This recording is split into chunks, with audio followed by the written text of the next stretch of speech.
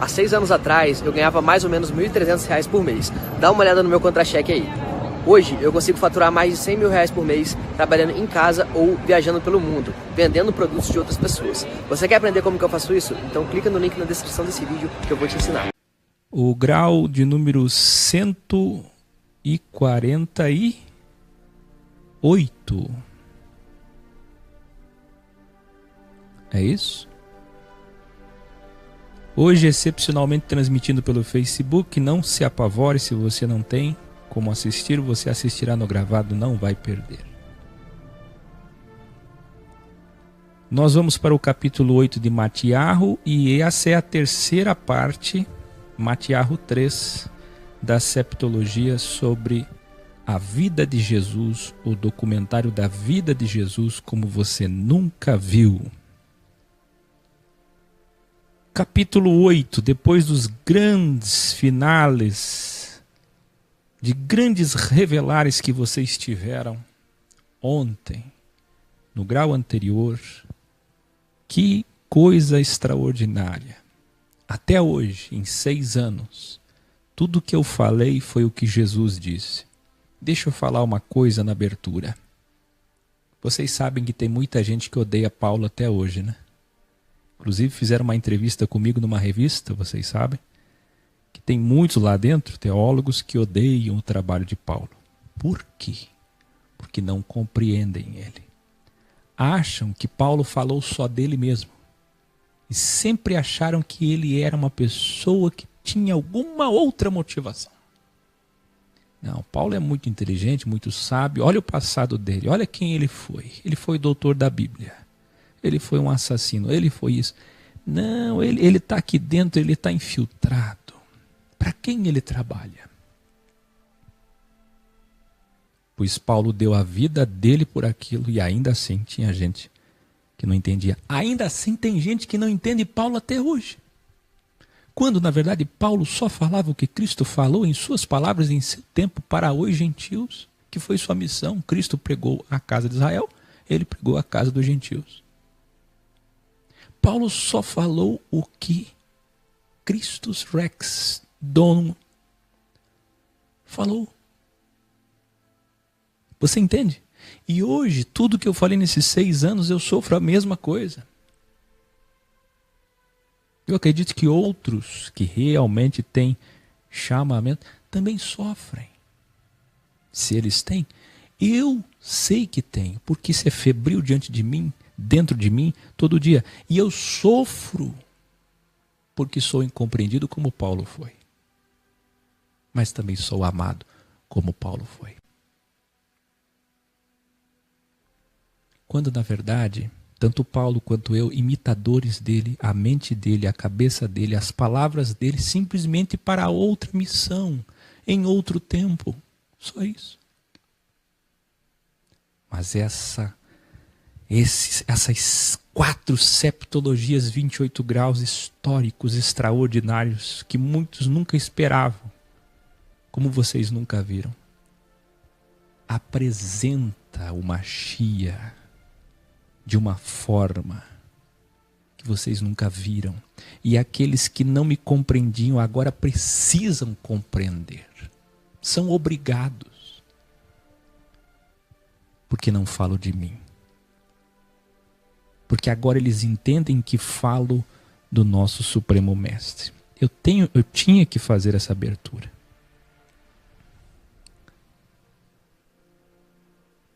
Vamos lá. E descendo ele, no capítulo 8 diz, descendo ele do monte, seguiu-o uma grande multidão.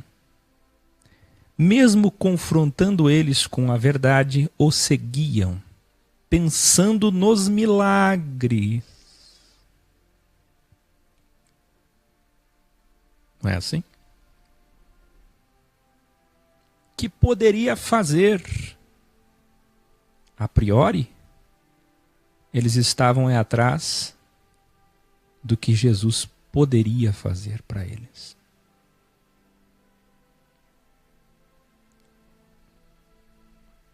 E na libertação do jugo Falaremos sobre isso mais adiante, do jugo da lei. E quando lemos lei, lemos Bíblia. O deserto de 40 dias representou a preparação da alma através da meditação e silêncio para vencer o seu ego e cumprir sua árdua missão de 1260 dias. O texto do capítulo 8 de Matiarro já abre dizendo que ele desceu do monte. O monte representa o silêncio e automeditação diária, de onde tiramos forças para enfrentar os homens maus e cumprir nossa missão. Então quero que você escreva aí no chat do Facebook e depois vá lá no vídeo gravado e escreva de novo no YouTube. Escreva assim: o deserto, 40 dias, deserto, 40 dias, é para vencer todo o crivo, para cumprir toda a missão. O monte é todo dia. Jesus ia para o monte quase todo dia. Ele ia orar? Não. Ele ia desejar? Sim e não. Orar? Sim e não. Então o que ele ia fazer lá? Meditar. Encontrar forças dentro de si mesmo para, ao descer preparado, subia para se preparar e descia preparado para enfrentar os dias maus. Basta cada dia o seu mal e os homens maus, porque quem torna o dia mau não é o próprio dia, mas sim os homens. Então, o deserto representa isso. O início, quando nos preparamos para enfrentar tudo que virá. Já o monte não. Eu passei por um deserto que não foi preparação para os 6 anos. Apenas. Foi para a minha vida toda. Eu me lembro de anos e anos de sofrimento e questionamento do meu eu. Nas grandes indagações do delta, de onde vim, para onde vou. Lembra? Agora o monte, todo dia eu vou para o monte. Vocês vão para o monte? Todo dia eu subo no monte. Eu preciso, para cumprir a minha missão e vencer cada dia, eu preciso de meditação e de silêncio. Jesus se afastava. Imagina ele todo dia com multidões e multidões e conhecendo os desejos, intenções e motivações, como foi seu primeiro ensino. Conhecendo o que havia no coração de cada ser humano que ladeava ele. Ele precisava se isolar. Eu falo isso para muita gente, o pessoal não entende. Mas, porque você mora sozinho? Por que você fica sozinho? Você devia estar... Eles não entendem. Eu preciso do monte. Monte pode ser em qualquer lugar, ele representa o silêncio. Quem lembra do vídeo Sábio 3S, grande grau, o Sábio 3S, eu fiz 2 vídeos graus sobre isso, se alguém puder colar aí para que todos possam assistir. Jesus está ensinando que se você quer vencer o crivo, precisará de um bom tempo no deserto. E todos os dias nos montes. Escreva aí, um bom tempo no deserto. E todos os dias nos montes. Aí quando eu fiz o grau 3S, Sábio 3S, sabe o que eles dizem? O que as pessoas falam para mim, vocês sabem? Por que você fica criando coisa? E lá vem o papagaiar da ignobilidade profanada. Evangelho é simples. Não cria coisa. Não é isso, cidadão. Simples de orgânico. Simples é o que eu estou fazendo aqui, ó. O anúncio evangelium, o anúncio do reino é orgânico, é puro, é sem adulteração, é o que é, doa quem doer. É isso. Mas então veja. Eu falei alguma coisa de mim quando eu disse que o sábio é sensível? que o sábio é sensato. Não. Ele estava todos os dias nos montes. Por quê? Para estar em paz consigo mesmo, para vencer o seu eu, para dar exemplo aos seus discípulos. Mateus narra que ele, ao descer do monte, após refletir sobre como foi seu primeiro ensino, escreva aí, reflexão do seu primeiro ensino. Eu faço isso todo dia. Quando termina o ensino aqui, o encontro, a reunião, eu reflito sobre como foi. Onde faltou? E ele estava refletindo o seu primeiro ensino. Veio um leproso e interrompeu sua reflexão. Mal desceu ele do monte, um leproso o adora e encanta o mestre. Vamos ver como? Com elegância e humildade, ele toca o coração do mestre. Porque ele diz, abre aspas, se quiseres, podes me tornar limpo. Veja, é um misto de fé e elegância. É isso que os professores esperam dos alunos. Quem é professor aí? Ana Jungs, quem mais? Quantas professoras tem no EC? A Débora. Como é que um professor faz? Ele espera dos seus alunos, seja de qualquer nível, grau, em qualquer lugar, curso. Um mestre. E aqui no programa eu espero das pessoas elegância. Eu não espero que concordem com o dono da verdade. Jesus não esperava isso. Jesus esperava respeito, gratidão, elegância, nobreza na fala, no comportamento. Eu posso discordar totalmente, mas eu quero tomar um café com você, porque reconheço que você é um mestre. Pode ser um mestre do que eu ainda não entendo, do que eu ainda não concordo, mas eu reconheço. Qualquer outro tipo de atitude arrogante, Jesus abatia, resistia. É isso que as pessoas não entendem. Quando a gente evoluiu e passa a ser como Jesus é, nós somos assim, eu sou assim no ex. Mas ele corta, ele tira, ele é o líder. Não.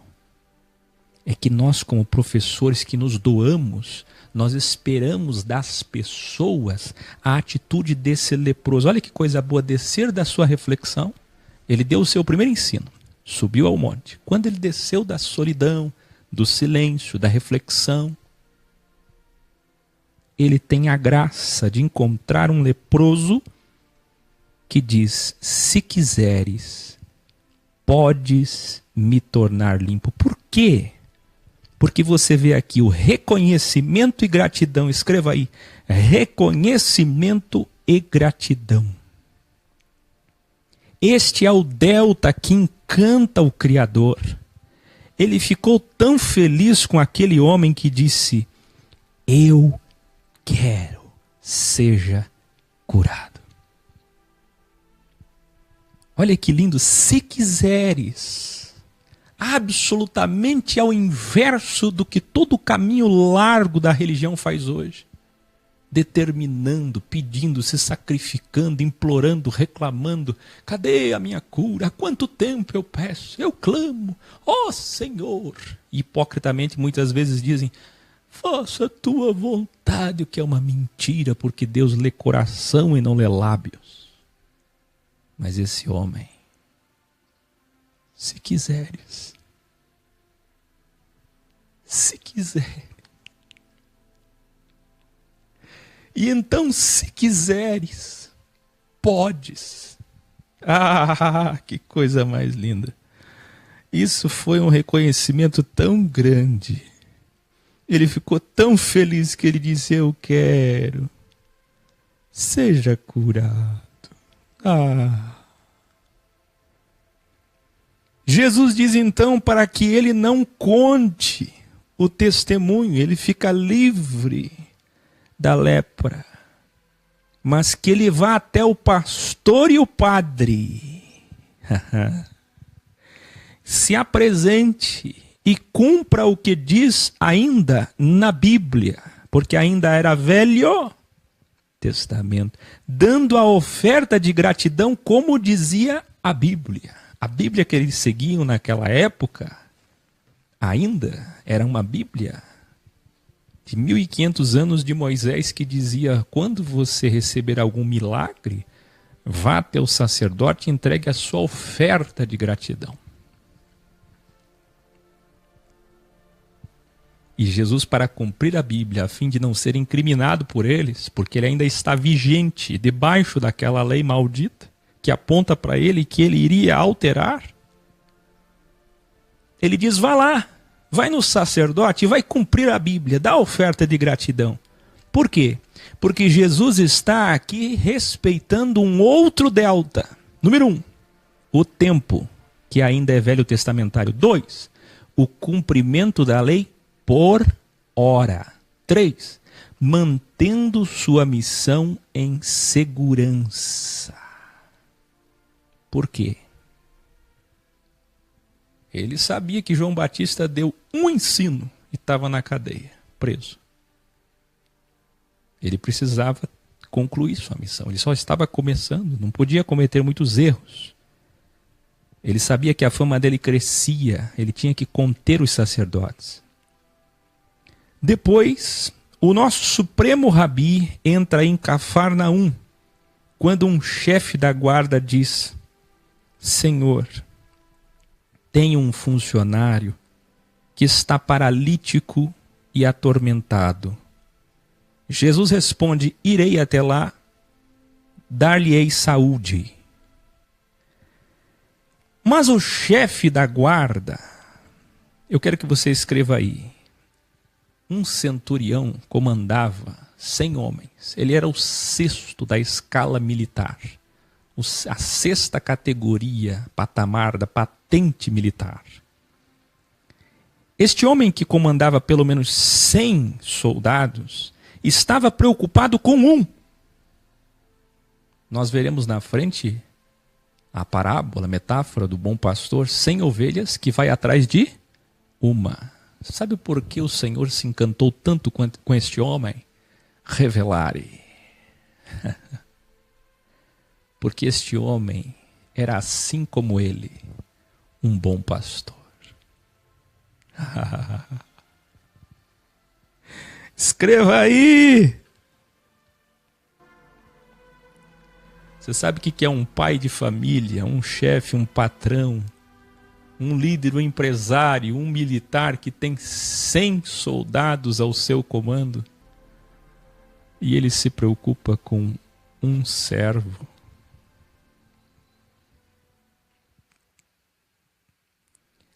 Ele é o pastor que deixou 99.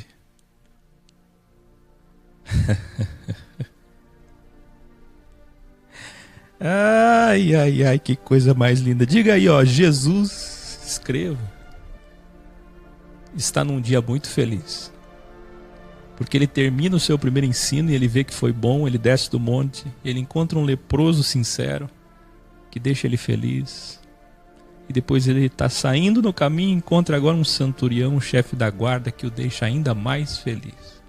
Esse dia está lindo para Jesus, esse dia está realmente prazeroso, satisfatório.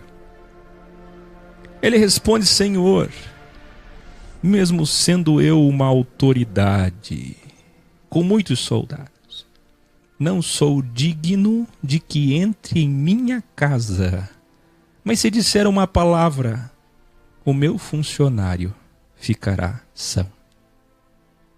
Que lindo. Já falamos sobre isso em outros graus. A fé que opera, que trabalha por amor, é a fé perfeita. E é a fé que estava na vida desse pastor. Você entende? Esse é o pastor. O pastor de 100 soldados. Este é o verdadeiro. Quantos de vocês fazem isso na vida?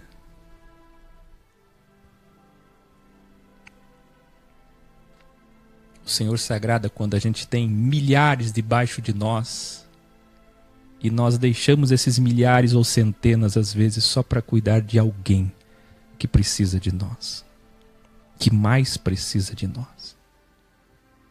Jesus aproveita para enviar uma mensagem aos líderes religiosos. Se ele está feliz, eu imagino, posso entendê-lo, o quanto que ele está preparado para enfrentar o sistema de novo. E ele diz aos líderes, o destinatário é quem? Líderes religiosos. Olha que coisa mais linda. Olha o que ele diz. Muitos virão do Oriente e do Ocidente. O Ocidente fala de você. E assentar-se-ão à mesa com Abraão, Isaque e Jacó, os patriarcas no reino. Ah, quem é que pode entender isso aqui?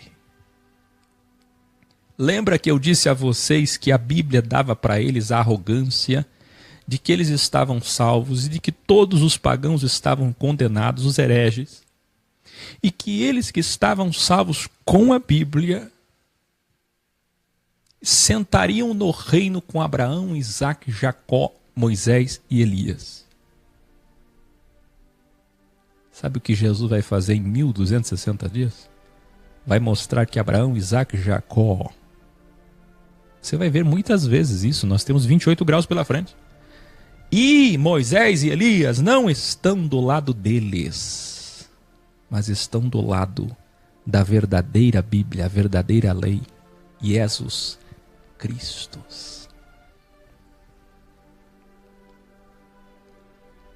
Vocês vão ver que Jesus está dizendo: a soberba do coração de vocês lhe diz que vocês sentarão com Abraão, Isaque e Jacó.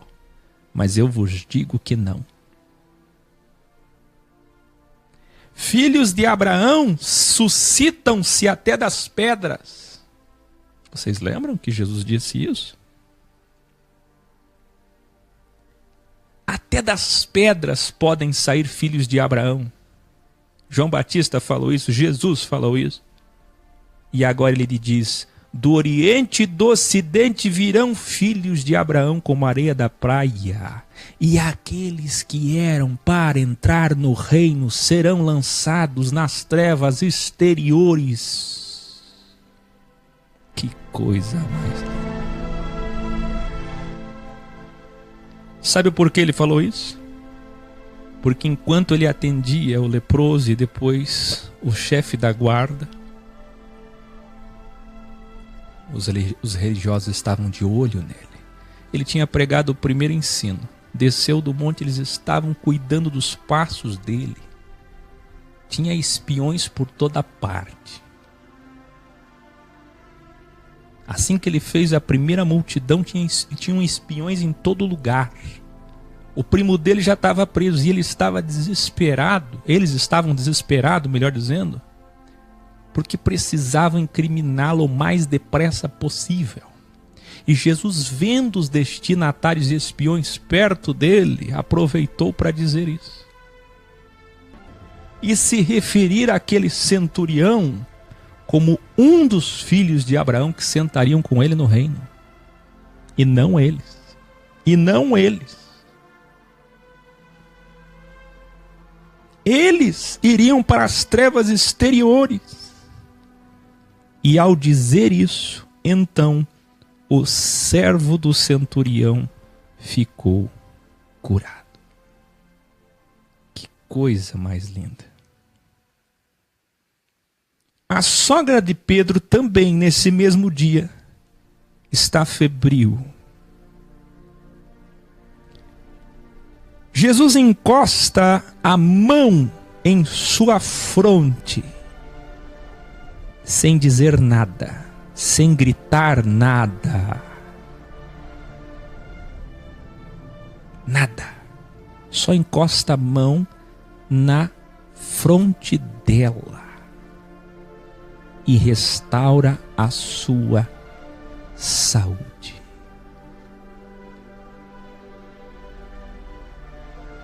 De tarde expulsou espíritos malignos e curou todos, diz Matiarro, todos os que estavam enfermos perto dele. Tudo isso para cumprir a Bíblia, registra Matiarro. E o que é que a Bíblia, a lei, aponta? Lá em Isaías, ele tomou sobre si as nossas enfermidades e levou as nossas doenças.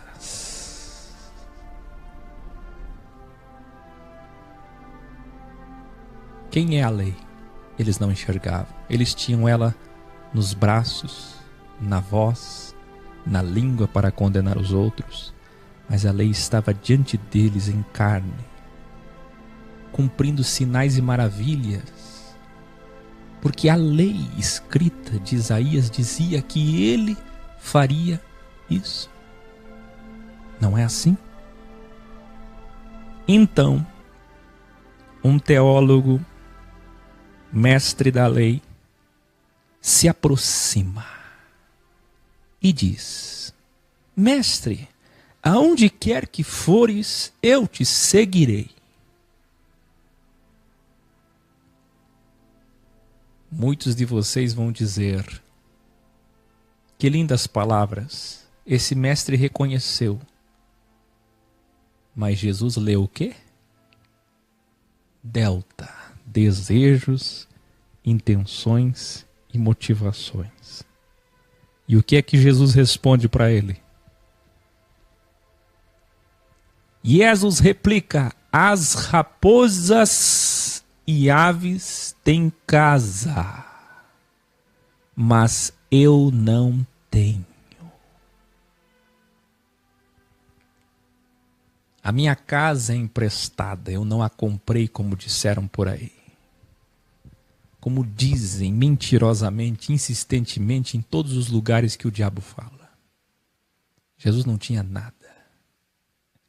Vocês verão que entrava muito dinheiro, mas ele usava da melhor forma possível. Nunca para ele. Vocês estão vendo? Ele não tinha casa. O que ele quis dizer aquele mestre? A lei, a sinagoga, o poder religioso te deu luxo, conforto. Você realmente quer me seguir? Ou você só está emocionado? Porque me seguir é sofrer. Eu não tenho luxo, eu não tenho conforto. A Escritura não registra o que aquele homem pensou ou fez, mas essa foi a resposta que Jesus deu para ele, porque leu seu coração. Foram pelo mar, onde Jesus dá uma lição aos seus discípulos. Jesus diz para eles: já fizemos a nossa parte aqui. Pedro, você que é experiente no barquinho, coloca a gente aí, atravessa do outro lado.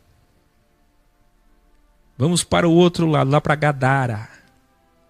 E no meio do caminho, Jesus está cansado e Jesus dorme. Por que ele fez isso? Para dar uma lição aos seus discípulos, que vocês sabem, ele acorda e acalma o mar furioso. Quando eles chegam do outro lado em terra firme, saem ao encontro deles 2 endemoninhados vindo dos sepulcros arrebentar as correntes. Eu já lhes ensinei em graus anteriores que quando é endemoninhado, a força é descomunal. Arrebentaram as correntes, moravam em sepulcros. Esse aqui é o verdadeiro endemoniado, não é aquele que come muito bem, se veste muito bem, vive muito bem e vai por aí cair. Não, uma pessoa endemoniada, ela se isola. Ela faz coisas que um homem não faz, ou jamais faria na sua naturalidade. Então Jesus expulsa a legião de espíritos malignos, que são os espíritos do dilúvio.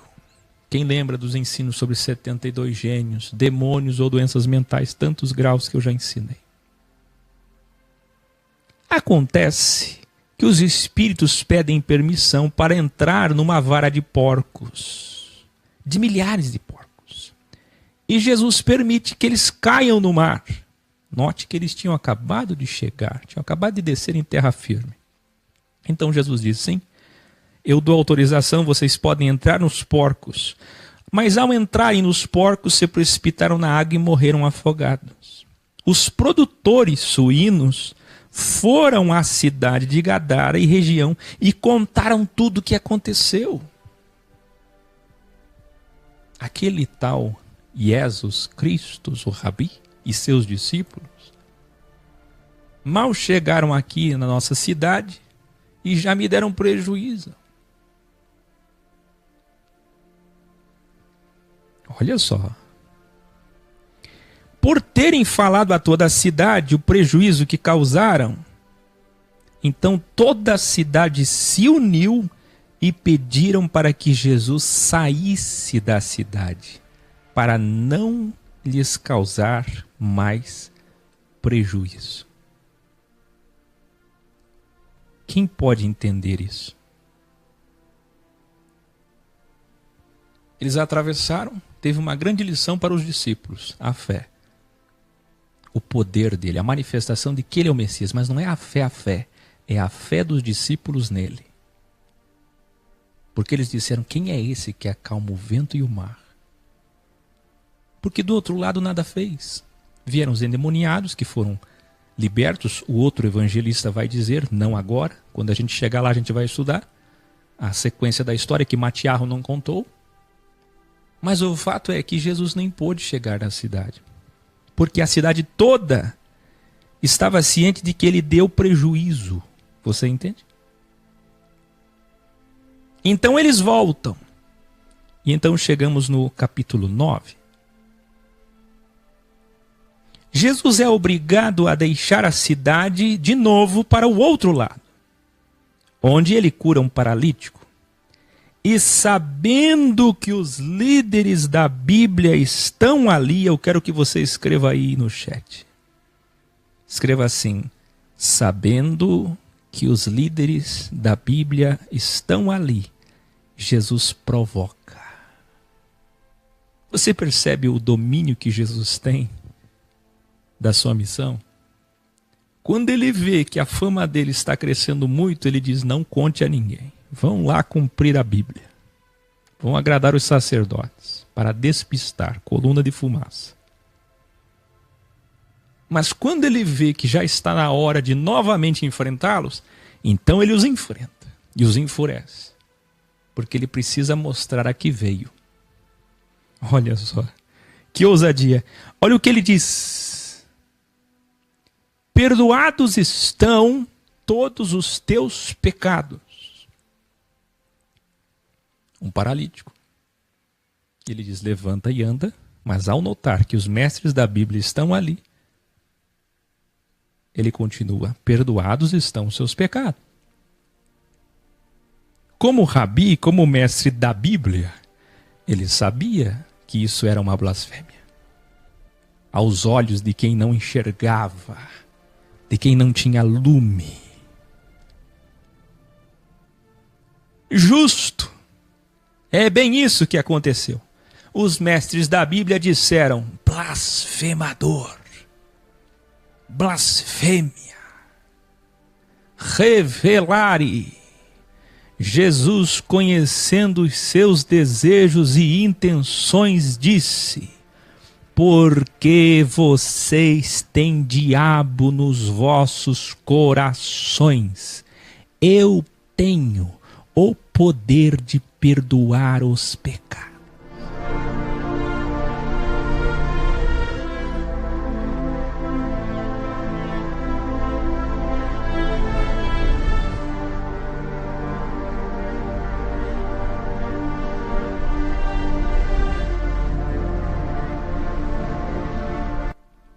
Jesus vê Mateus trabalhando e o chama.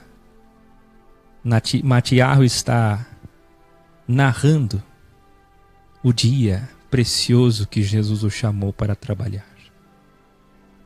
Jesus vai para uma casa emprestada e sentam com ele na mesa pessoas desprezadas pelos religiosos. Escreva aí, pessoas desprezadas pelos religiosos.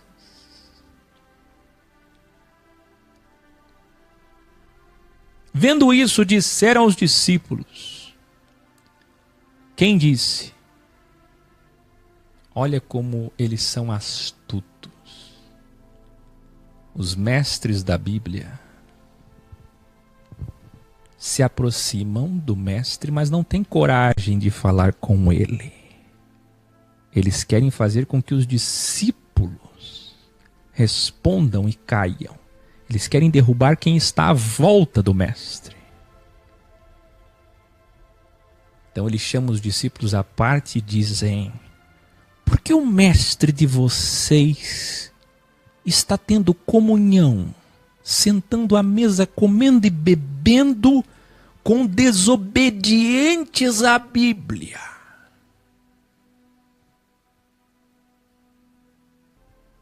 Jesus, sabendo o que eles falavam, e aí está uma grande vantagem de ser Jesus, né?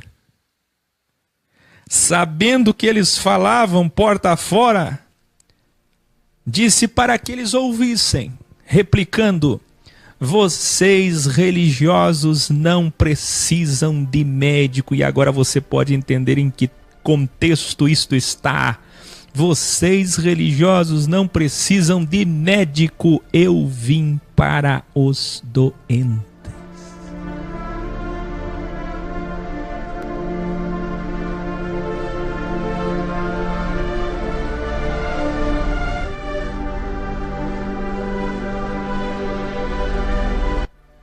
Revelare. Jesus Cristo diz em seguida: vão evoluir. Ele fala para os bíblias: vão evoluir e aprendam o significado de quero misericórdia. Córdia, coração de 4 cavidades em miséria, destruindo seu ego e pensando no próximo e não religião. Quero amor e não dogma. Quero amor e não lei. Quero amor e não religião.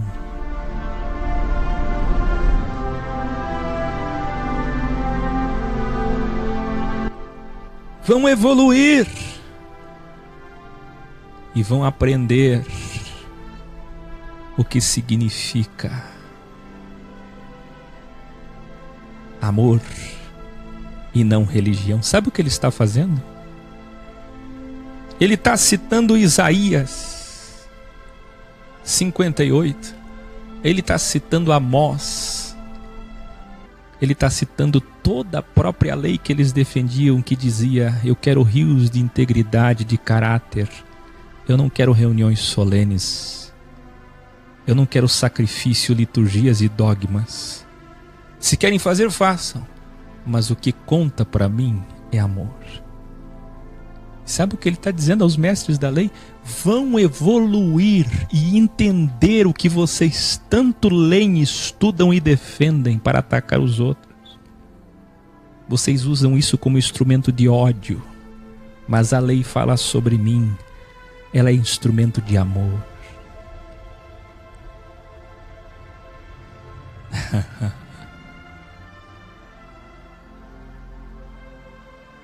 Ai! Jesus então ironiza-os.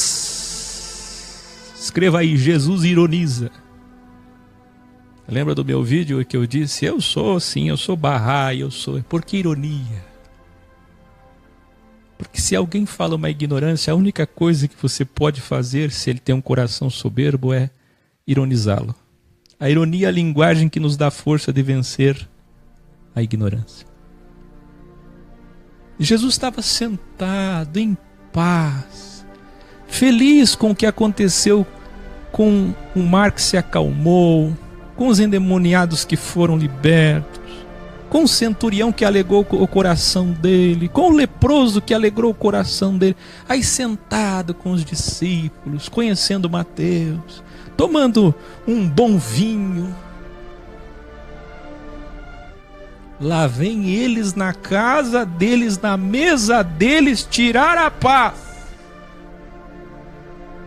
E tirar a paz com o quê? Com a Bíblia. É ou não é motivo de ironizar gente assim? Que vem tirar a nossa paz em nome de Deus.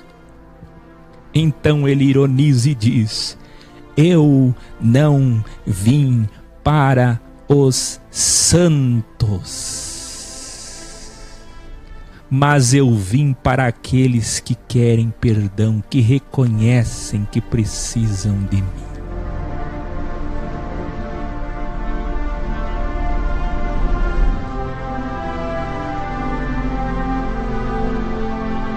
Aleluia. Louvai.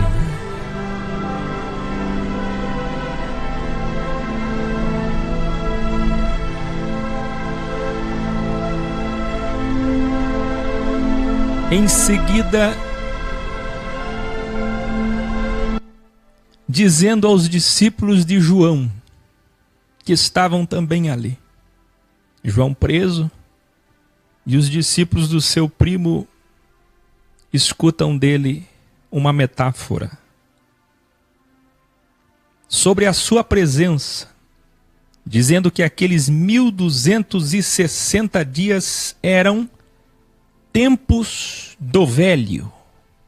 Ele falou sobre a roupa velha remendada e os odres velhos, aproveitando que na mesa tinha odre, aproveitando que na mesa tinha vinho.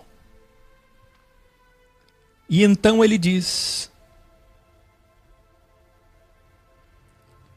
que assim que o esposo fosse retirado, isto é, ele, que se cumprisse o velho, então viriam a roupa nova, os odres novos e os vinhos novos.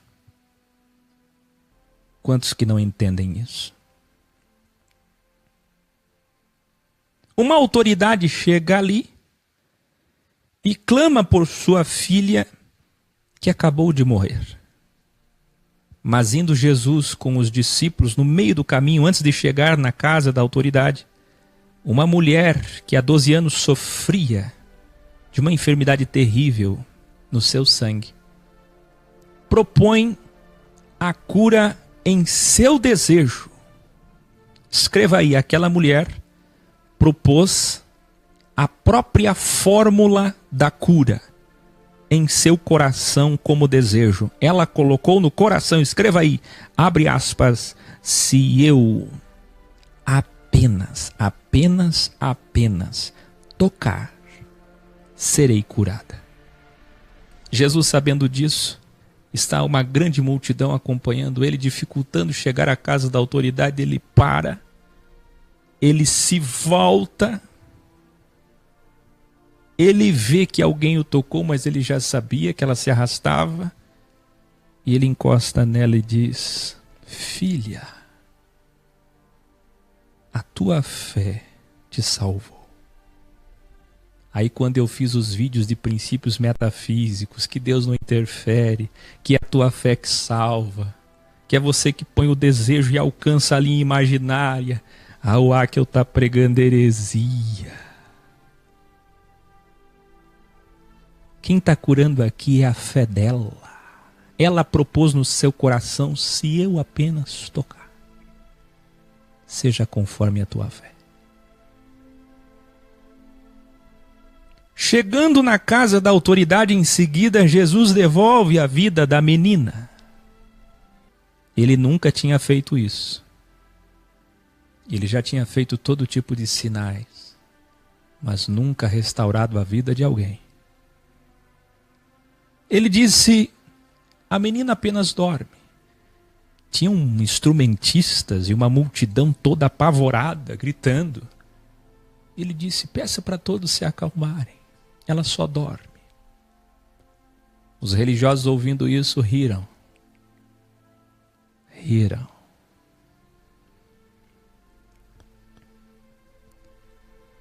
Então a notícia espalha por todo o país. Embora Jesus não quisesse que falassem, toda a nação ficou sabendo que alguém voltou dos mortos. Ao sair dali, 2 cegos dizem: olhe para nós, filho de Davi. Vê se isso não comove o coração do Supremo Mestre. Enquanto aqueles religiosos todos não o reconheciam como Machia, diante de tantas maravilhas, aqueles que sofriam reconheciam. E esses 2 reconhecem ao ponto de dizer: ó filho de Davi, apenas olhe para nós. O Criador ama quando você diz apenas, quando você coloca um desejo no seu coração, estabelecendo o quanto ela é grande. O quanto ela é grande, o quanto não exige sacrifícios como mentem os religiosos. Não exige sacrifício. Se o Senhor disser uma palavra, se eu apenas tocar, se tu quiseres. E agora essa mulher diz, esses 2 cegos, melhor dizendo, olhe para nós. Olha, isso sim é reconhecer o seu poder. Quem faz campanhas e campanhas e sacrifícios e votos e dízimos e velas e vai atrás e acende isso e faz aquilo e pega sangue, faz isso e faz... não está reconhecendo o poder dele.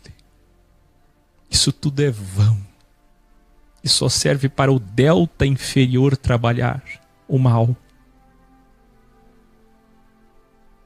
Mas para que ele, a luz, trabalhe, é necessário tamanha fé de reconhecer o seu poder no desejo que eclode no coração, dizendo: se apenas.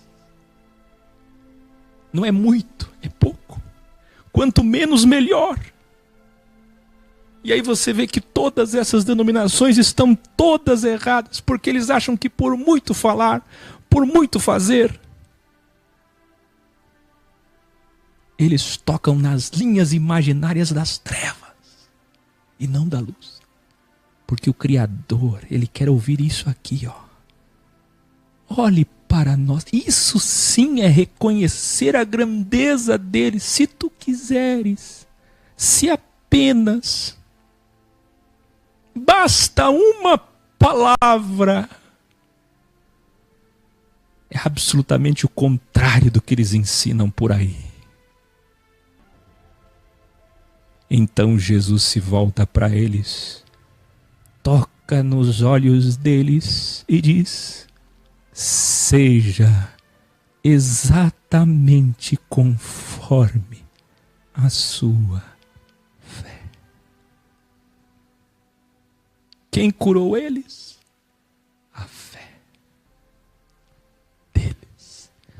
O que é Deus para você? O que é o Machia para você? Quem é o Salvador para você?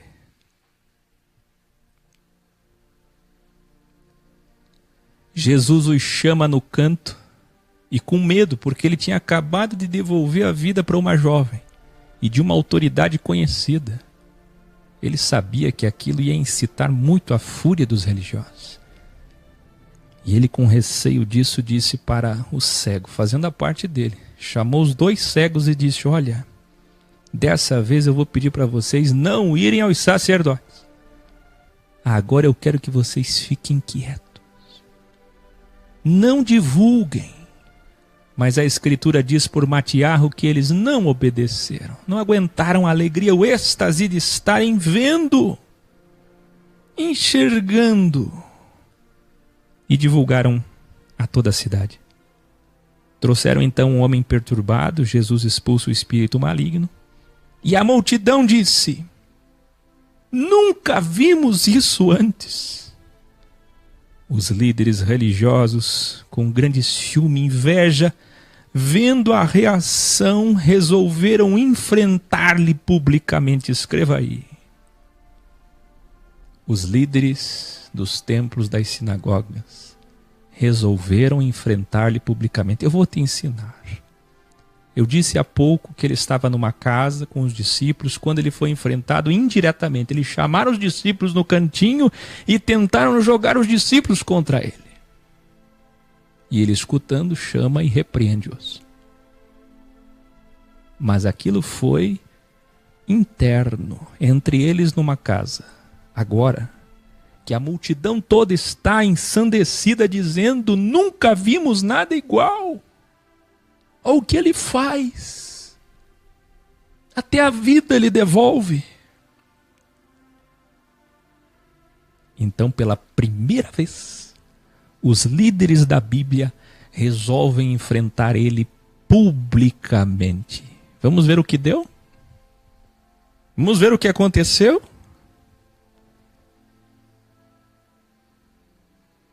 É a primeira vez que os pastores e padres, ou seja lá quem for, lhe enfrentam diante de uma multidão. Eles gritaram: ei! Escutem!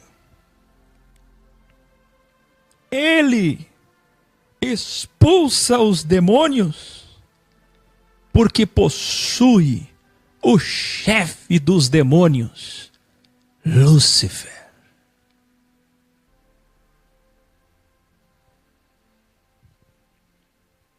Jesus sabia o tamanho da inveja que estava nascendo e que os dias dele precisavam sofrer uma alteração. Se ele continuasse naquela proporção, naquela intensidade, ele ia ter problemas graves. Então ele não responde eles ainda. Pelo menos Matiarro não diz o que ele falou.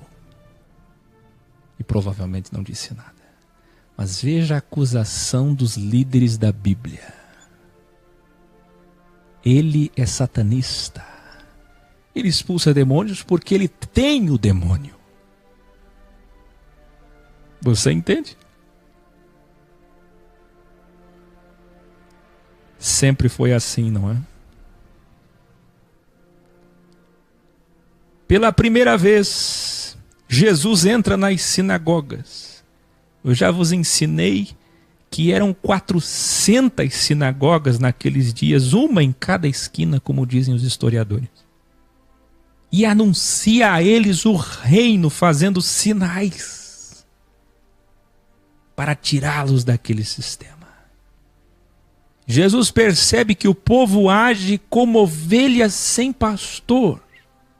E então diz aos discípulos: multidões precisando de ajuda e poucos para os ajudar. Quem lembra? A seara é grande, 400 sinagogas, muitos sacerdotes, príncipes de sinagogas, escribas e centenas de rabis, mas só ele ajudava o povo.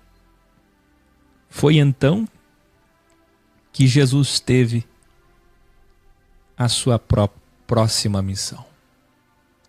Vem então Matiarro 10, que é o primeiro ensino dele interno, só para os discípulos, porque ele vê que as multidões estão crescendo e já está na hora de ter 72 homens preparados, assim como ele, para atenderem aquele povo, porque os escribas não atendiam.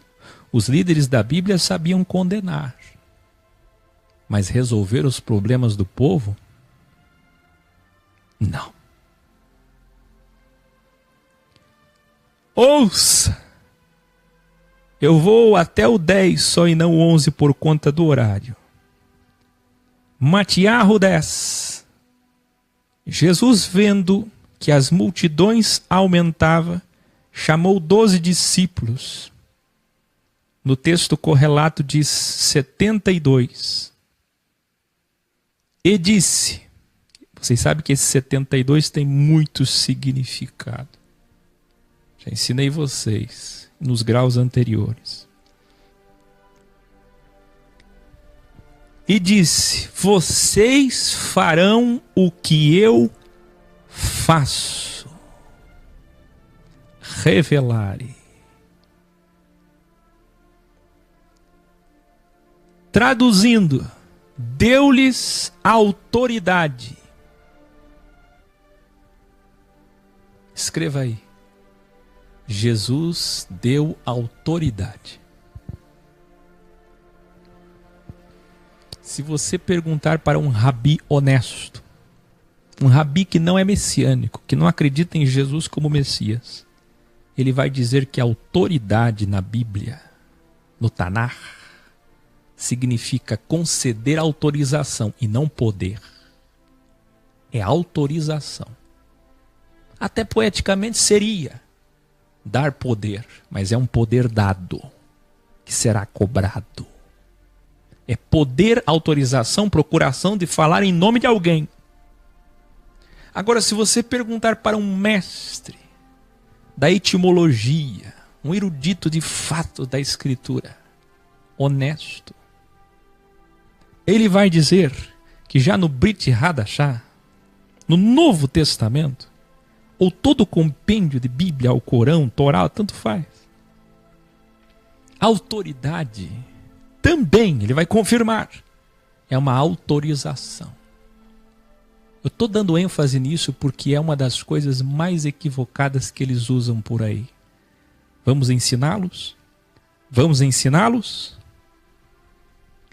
Traduziram, deu-lhes autoridade, como se fosse algo místico. Mas foi apenas uma autorização para eles o ajudarem, falarem em nome dele, ajudarem a cuidar das multidões.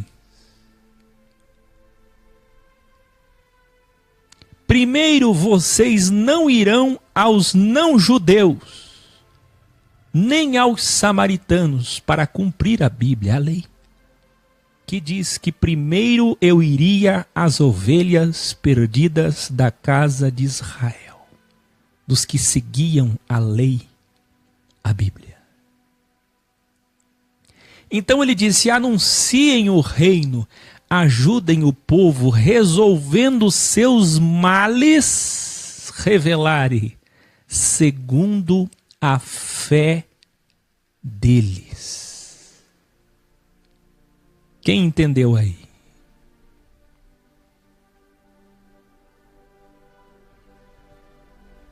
Não foi isso que eu ensinei há pouco a vocês?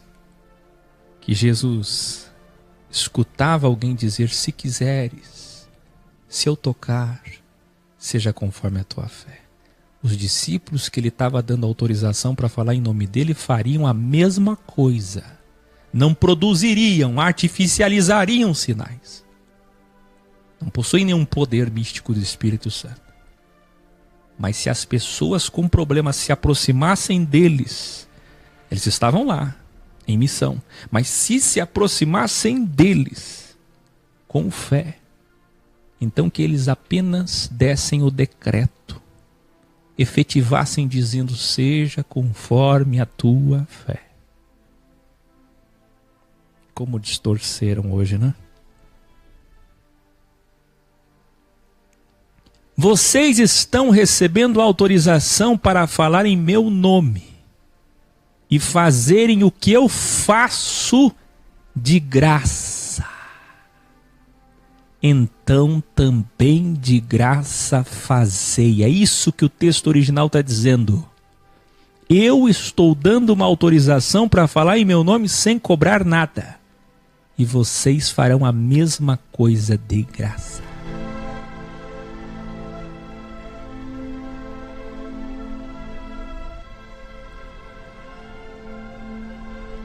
Revelare, aguça sua audição. Não tenham ouro, prata, nem sequer o cobre. nas vossas carteiras. Isso aqui é original. E nem levem bolsa. Aí ele diz, como está escrito no Tanar, vocês terão direito a se sustentar apenas.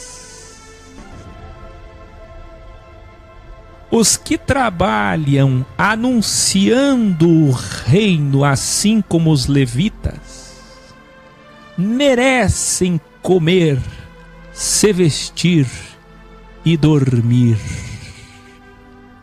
E não o obreiro é digno do seu salário pagamento.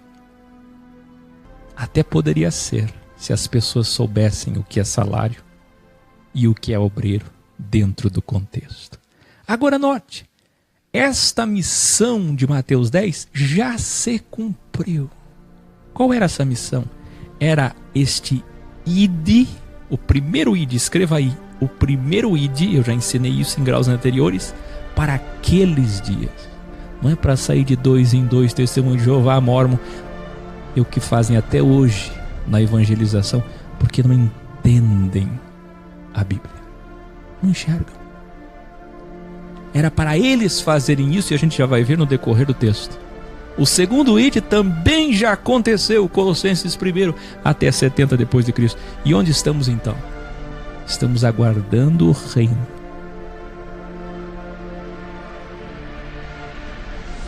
Nosso ir agora é ir e fazer o bem, ir e evoluir, mas vamos lá. A primeira coisa que vão fazer quando chegar numa cidade é saber quem ali é uma pessoa honrada. Aí eu pergunto, quem obedece isso? Se fosse para fazer, se fosse para pelo menos ter a capacidade de pegar a essência. E a essência é válida. E a essência está dizendo, primeiro chegar numa cidade e procurar uma pessoa, uma família honrada. E depois que achar uma família honrada, vão se hospedar na casa desta família honrada. E vão ficar na casa dela até cumprir sua missão. Em todas as casas que vocês forem recebidos, cumprimentem. Revelarem. Se perceberem que é uma família de bem, somente então deseja a eles a paz. Chegar na cidade, procurar uma família honrada, se hospedar na casa deles até cumprir todo o anúncio, até que toda a cidade seja notificada do anúncio do reino, de que um rei está ali, o rei é Jesus, de que o reino vai chegar e que está se cumprindo a lei, a Bíblia. Essa era a missão deles, ir de aldeia a aldeia, a cidade dizendo, o rei está lá, o rei vai vir aqui, daqui a pouco o rei vem, eu sou discípulo dele, eu estou dizendo para vocês, o rei está vindo, e ele faz maravilhas, ele tem feito os cegos enxergarem, ele deu a vida a uma menina, que havia morrido,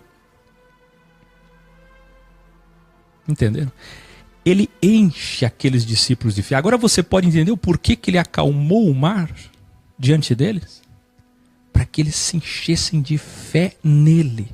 Primeiro os discípulos têm que acreditar no seu mestre. Depois que os discípulos acreditam no seu mestre, eles estão preparados para enfrentar os grandes males que os aguardam. Porque eles seriam confrontados. Então primeiro você chega numa cidade, procura uma casa honrada, vai nessa casa até que cumpra todo o anúncio, que é Evangelium. E se essa família, nos dias que você ficar lá, você vai ver, se essa família é do bem, então você dá a paz. Mas se a família é do mal, a paz volta para ti. Absolutamente ao contrário de que todos os religiosos fazem hoje. Nem para seguir a Bíblia errado, no tempo errado, da forma errada, eles conseguem. Eles fazem. Nem para seguir da forma certa ou errado, fora do tempo. Nem isso. Está tudo errado. Sempre esteve. Nos lugares que não quiserem receber vocês, nem ouvir o que vocês têm a dizer, porque pelo menos ouvir, se não podem receber, saiam da cidade, da casa, da família e limpem vossos pés. Porque não tem proselitismo. O sistema das 400 sinagogas procurava prosélitos. Evangelizar, gritar nas ruas, orar nos templos, mostrar que cumpriam a Bíblia, guardar o sábado, dar o dízimo. É religião. E achavam que eram filhos de Abraão salvos e prometiam aos povos, às multidões, vocês estão salvos. Se fizerem isso, estão salvos. Faziam qualquer coisa para ganhar um prosélito, um acólito, uma secla. Eles tinham membresia.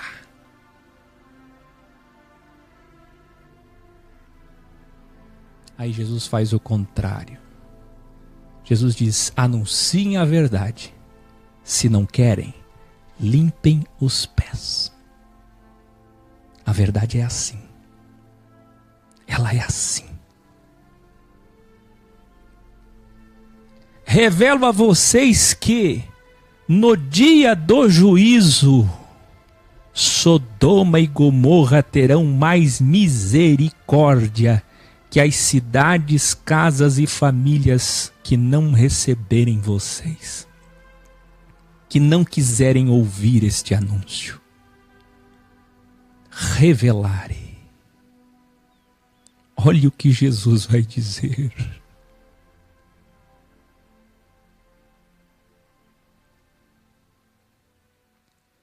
Agora preciso lhes dizer, vocês estão indo como ovelha no meio dos lobos. Sabe quem é o lobo aqui? Você sabe quem é o lobo aqui? Você sabe. Olha Jesus ensinando dualidade. Sejam serpentes com a vossa sextra e sejam pombos com a vossa dextra. Porque é a única forma de enfrentar os lobos. E quem são os lobos? Gran finale.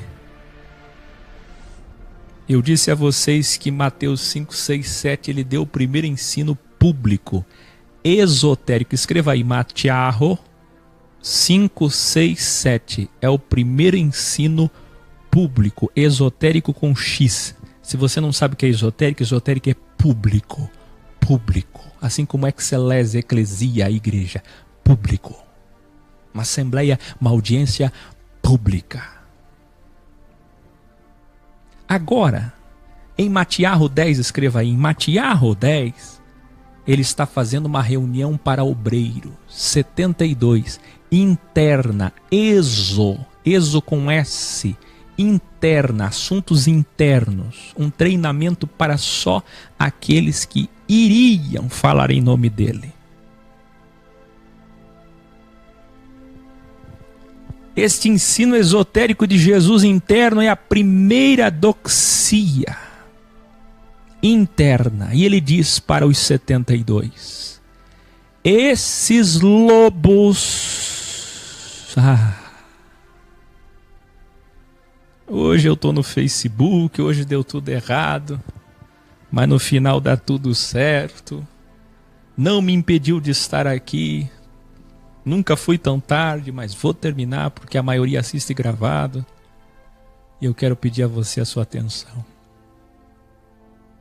Eu vou concluir minha missão hoje. Aguça sua atenção. Sensibiliza. Olha que coisa mais linda. Esses lobos entregarão vocês ao sistema político.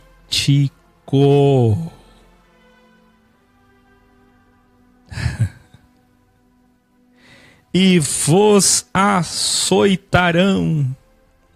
Não é lá na casa do governo, não. É nas suas igrejas.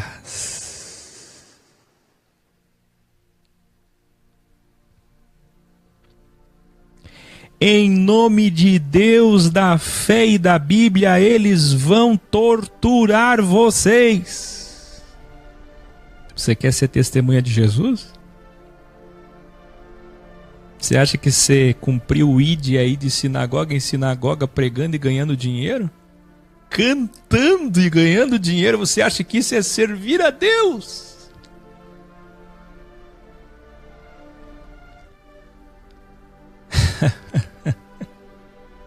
Como estão enganados hoje. Não se preocupem com o que vão falar diante dos lobos. Naquele momento o próprio Espírito falará por vocês. Se prepare, porque você vai entender textos que você nunca entendeu.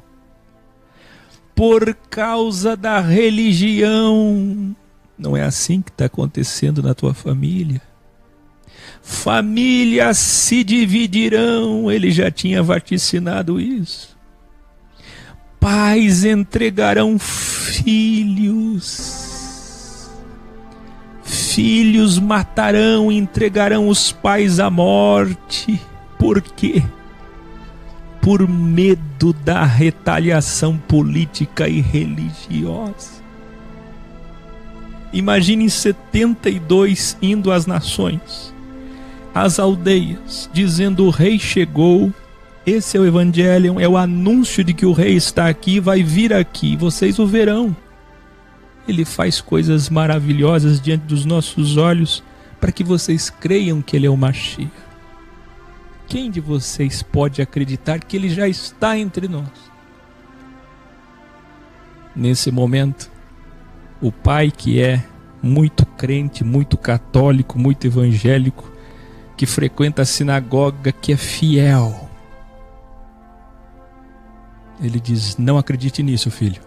Mas pai, ele está dando vista aos cegos, ele até devolveu a vida para uma menina, estão falando. A Escritura não diz que viria o Salvador. Não acredite nisso, filho, não acredite. Acredite nos nossos sacerdotes, nossa tradição, nossas gerações, são 400 sinagogas, só em Jerusalém.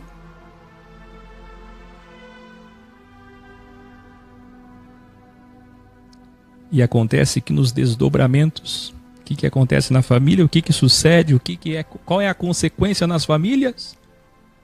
Quando chegar a hora do julgamento mesmo, o filho escapa da mão do pai e vai lá escutar o ensino do discípulo que está lá. O pai, sabendo disso, sabe que vai ser retaliado. O seu emprego, a sua casa, a sua reputação, o seu status. E aí o pai faz de conta, não é assim?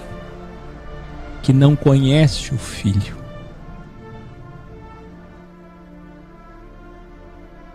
E se é o pai e é a mãe que se entregam à verdade, o Mashiach está aqui, e acreditam na pessoa do Messias, alguém da família não vai acreditar, e por medo dos sacerdotes, medo do governo, medo da prisão, medo de ser morto, medo de ser entregue, e querendo ir no caminho largo com todos, vai negá-lo. E vai negar a sua própria esposa, o seu próprio filho, o seu próprio pai. A esposa vai dizer: mas o nosso filho está preso. Não importa, que fique lá, que morra. Ele negou a fé, ele negou a Bíblia, ele negou a igreja, aprendeu desde criança. Está pagando o preço por isso. É dolorido como o pai é dolorido, mas que morra. Não obedeceu a Bíblia. Quem está compreendendo, quem está enxergando o que Jesus estava dizendo? E não é que hoje ainda é assim?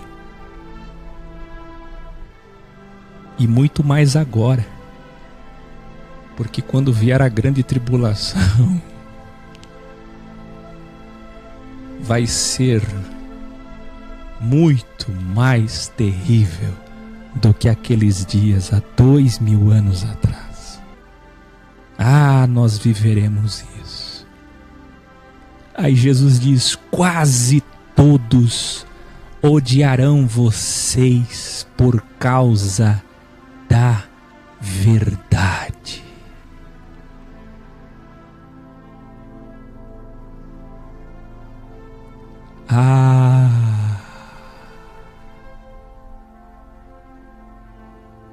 Se perseguirem vocês numa cidade, vão para outra. Porque antes de chegarem a todas as cidades, eu chegarei. Pasmem que tem muita gente, tem até denominação, que não possui porte de arma. A Bíblia é uma arma. Tem denominação que, com base nesse versículo isolado, acreditam que o Messias já veio, que ele já voltou e que não tem a volta de Jesus. É triste demais. É triste demais. Um povo sem mestres. Você pode entender a semântica tão cristalina do texto? Ele está dizendo aos 72, antes que vocês anunciem o reino a todas as cidades, eu vou chegar em cidade por cidade. Porque o que eles estão anunciando? Um reino com um rei, que é ele, que chegaria nas cidades. Ele chegaria antes que eles terminassem todas as nações. É isso. E ele chegou e ele foi até lá. Nós veremos até o final dos 1260 dias. Ele disse, vocês não são maiores que eu. Mas se fizerem como eu fiz até agora, serão como eu. Revelare. Agora há pouco vocês viram os crentes religiosos me chamarem de satanista.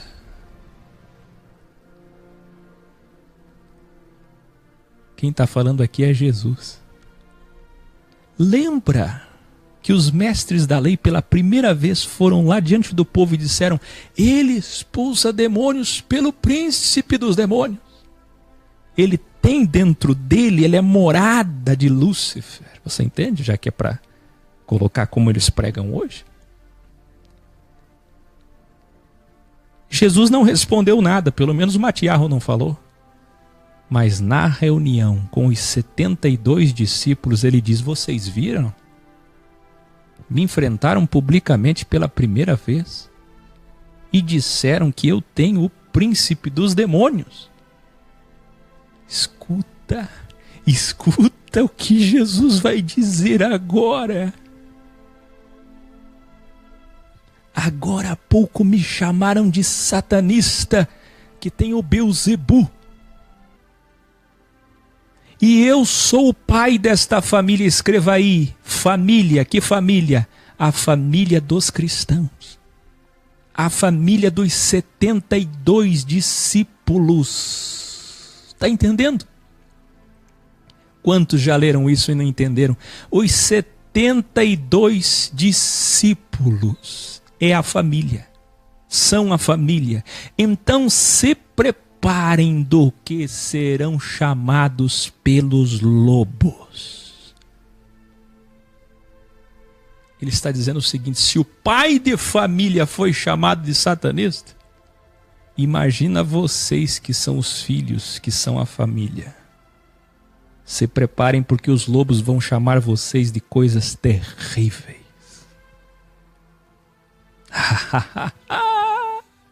Mas não tenham medo, porque tudo será revelado. O que vos digo em trevas. Aumenta essa música agora. O que vos digo em trevas. Por que dizer que a reunião deles era esotérica? Por quê? Olha o que Jesus está dizendo. Está aí na tua lei. Está escrito aí na tua lei. Ele disse, o que vos digo em trevas, esotericamente, só para vocês aqui, ó, internamente. Vocês vão pegar o que eu estou dizendo em trevas e vão dizer exo com x, ex. Vão dizer para todos lá fora publicamente. Está entendendo? O que vocês estão ouvindo aqui nessa reunião em trevas, interna, vocês dirão a todos publicamente na luz. Não temam se os líderes das sinagogas, das igrejas, vão querer tirar a vida de vocês, porque eles não podem tirar de vocês a vida eterna.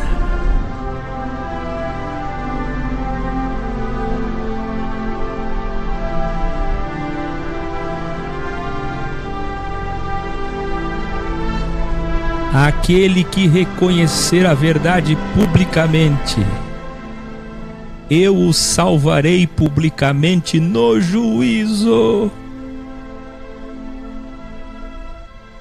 Mas o que rejeitar a verdade, eu o destruirei no juízo.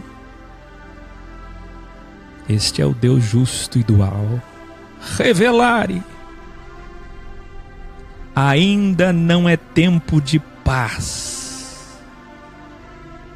Não chegou o reino completamente. Primeiro vem o crivo, escreva aí, primeiro vem o crivo, a espada. Por quê? Pois ao trazer a verdade será inevitável que haja divisão de abo na sua família. Por quê? Quem lembra o que João Batista disse? Ele batizará com fogo, juízo, vai separar palha e trigo. É isso que a verdade faz. Ela separa trigo e palha. Então é inevitável. Não é que Jesus veio. Muitas pessoas me perguntam isso, me enviaram até vídeos. Mas como? Ele não pode ser o Messias. Cristãos hoje não acreditam mais nele. Ex-cristãos não acreditam mais nele como Messias porque descobriram que ele não trouxe a paz. Não é que ele quis trazer a espada. É que a verdade é uma espada que divide com fogo palha e trigo. É inevitável. Ele está dizendo, as famílias, quando ouvirem a verdade, vão se enfrentar. Porque parte da família vai acreditar, mas parte da família vai rejeitar. Então haverá divisão.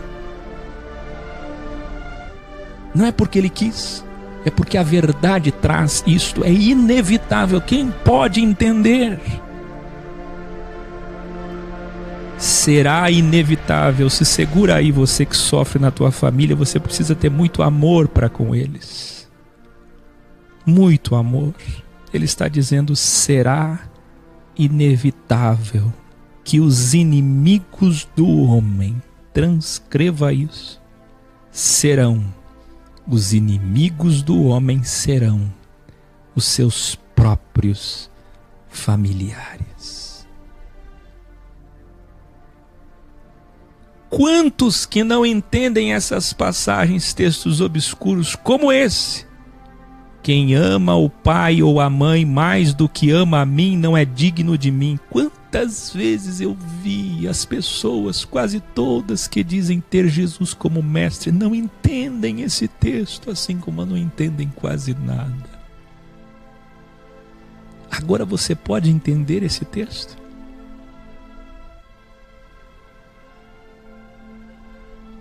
Olha dentro de qual contexto que ele está falando. Vejam o que realmente o Mestre Supremo disse. Aspas. A família se dividirá, pois uns vão aceitar a verdade, outros não vão querer negar a tradição religiosa que foram criados, educados. Quem, por amor à família, desprezar a verdade e preferir a tradição religiosa com medo de perder poder, reputação, ou negar a sua fé religiosa, não é digno de mim. Pois quem não tem coragem de tomar sua cruz e me seguir, mesmo que isso seja vergonhoso, Dá-la de porta estreita, contrário à maioria, contrário à maioria. Nós vamos ver isso aqui amanhã, no próximo grau. Não é digno de mim. Quem pensar mais em si mesmo morrerá. Mas quem por amor pensar em mim mais do que si mesmo, pensar mais na verdade do que em si mesmo, viverá. Toda a família que receber vocês estará recebendo a mim mesmo. Vou revelar para vocês. Quem receber vocês como um profeta, considerando ele no tratamento de um profeta, então receberá diante do Criador a contabilização de um profeta. Onde até um copo de água dado para matar a sede de um de vocês que eu envie em meu nome, será contabilizado diante de mim, e eu jamais esquecerei disso. Até amanhã.